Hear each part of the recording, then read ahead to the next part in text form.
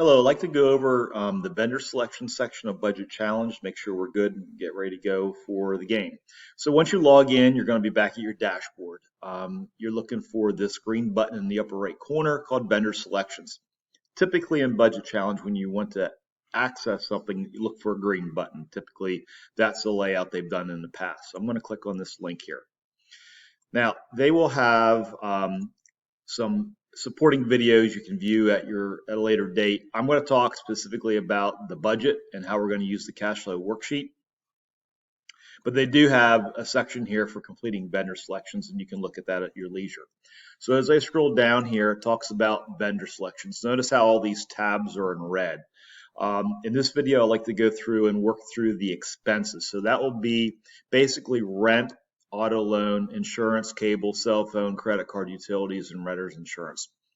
So again, you don't have a lot of information right now. It's like you don't know, like, you have expected income. There's a lot of variables involved, but we're going to figure this out through something called a cash flow worksheet. So we need to make sure we have enough money for things.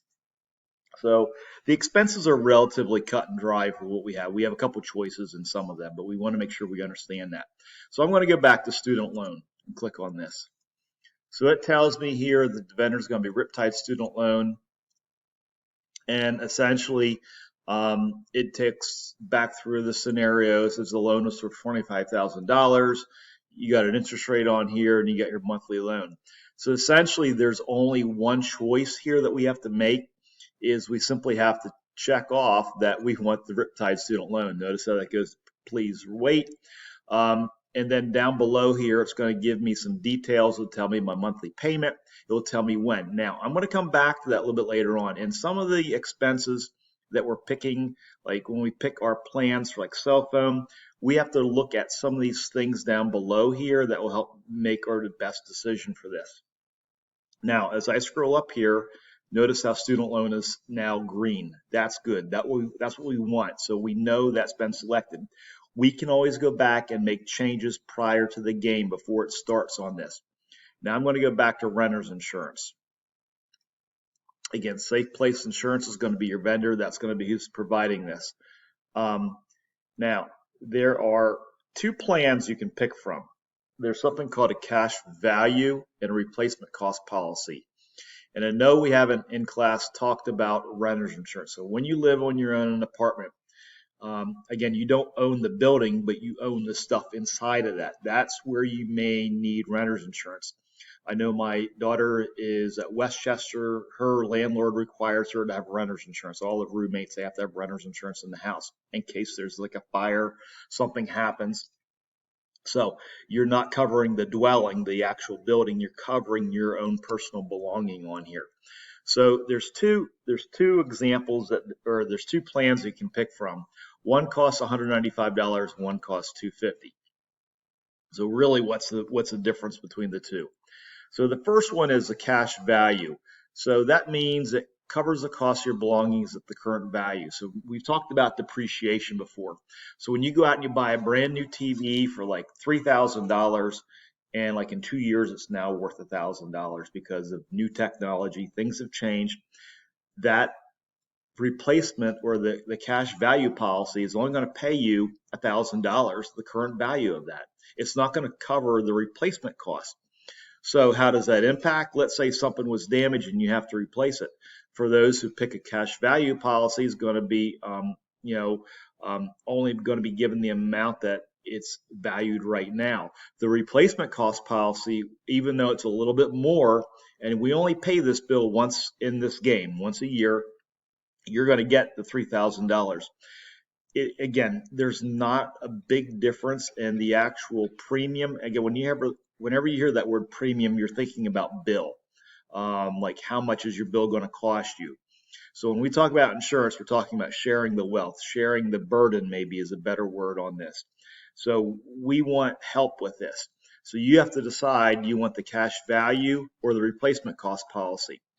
I don't see there's really a big difference on that. I'd rather have a little bit extra coverage in this case. I would recommend to go with replacement cost policy. They do talk about both of the plans up here, and you can make your best decision. Again, at any point, you can pause the video, make your choice, and then join me here in a minute whenever you are ready to go. But again, the big deal is with this, do I get the cost of a new TV at $3,000, or do I only get what the cash value is on current market value on that? In my case, I'm going to choose option number 2. As soon as I make that choice, and you can always change your selection here, but again, as you scroll down, it talks about here is the bill. Okay, when's it going to happen? In October. Mine's going to be the 16th. Again, there's some details about late fee or if there's a return check fee. We're going to try to avoid both of those fees in this game. So that would take care of your renter's insurance. Utilities, again, same thing. Both are very similar in nature. There's a standard meter-based billing. So like just let's just say this is your electric bill, right? So in the summer months, if you have an air conditioner, you're going to cool your house. It uses a lot of electricity. Your bill is going to be high. In the winter, you have baseboard heat, which is electric, and your bill is going to be high. But in the spring and the fall, when it's not so hot or not so cold, you're probably not using a lot of power. So you're going to have a lower bill those months. There's 2 choices here. One is a standard meter, so basically what you use is what you pay for. And then there's a budget billing. The budget billing is a little bit more, but it's going to be the same bill every month. And again, it doesn't really matter, with this, what you choose. There's not a right or wrong answer. It's just going to how you plan out your budget on your cash flow worksheet with this. Again, they give some information on here where, again, typically it's around $93 per month. So either one's about the same. Maybe for being easy with this, I'm going to do the budget billing so I can plan out accordingly so I know it's not going to be more or less. But if you're looking to save a couple bucks, you can pick option number 1. Okay, it could be a little bit less. It could be a little bit more. I don't know. But we're only doing this sim for a couple of months. So it's not going to be that different in each of the bills here. Credit card. Let's go back to this one here and take a look at this. So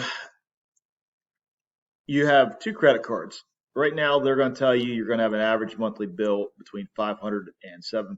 So in this game, you have no control over this, and this is where it can frustrate students because you can't control your spending. In real life, maybe you can, but everything goes on this, like gas, food, all your stuff pretty much goes on this, other than like your rent and your utilities and your insurance and your car loans, student loans, that sort of thing.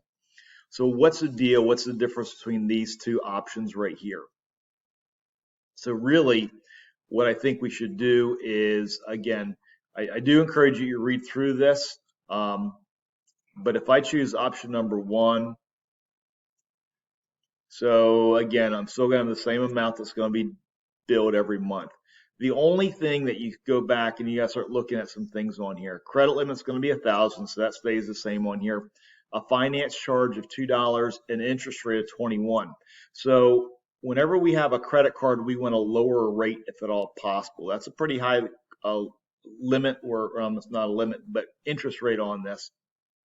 So I want to see what the other credit card option has. Again, maybe we shop around. There's a uranium card versus the alloy card. I don't know really what the difference is. So when I go back to option number 2 on this, okay, there is, again, same thing, credit limit, okay, finance charge, interest rate. This one has a lower interest rate. However, one thing I did spot when I looked at this, late fee if payment is received after due date plus grace period is almost $40 on this one. If I go back to the other option, the late fee is only $19.95, so $20. Again, those are the 2 big differences on there. If it was me picking, I would say, all right, I'm not going to screw up. I want to make that payment every single month. I'd rather have the lower interest rate on this. So I'm going to go back and choose option number 2 with this. And that's the only reason, the main difference on this. There's really no other main difference. A return check fee might be higher. Let me just double check that. over credit limit fee. That's the only thing that's different, but the return check fee is the same. I'm going to pick option number 2 with this. Cell phone bill. And again, I'm going through these pretty quick. Again, I do want you to sort of take a little bit of time to research this and look at these. So again, your plan fee and your monthly fee, again, this bill frequency is monthly. We're going to either be paying 75 or 65. It depends on what you want. The only difference between these two plans, as I remember before, is that, again, here's option number 1. Here are the details. You have to buy a $50 smartphone with that. You get 2 gigs of shared data. Again, there's that one-time charge for the smartphone. There is a warranty processing charge of $40 in case your phone breaks and you got to buy a new one. So again, that one has that. So the option number 2, it has a free phone. It has a 5 gig shared data and a 2-year contract. No insurance coverage is provided. That's probably the key thing. So if this phone were to break and you have to replace it, if it falls in the toilet, you know how water damage is, it's not going to work. So you have to replace it. So option number 2, you would have to pay $150 to replace the phone. And option number 1, you would pay $40 with that. So again, it's a little bit cheaper.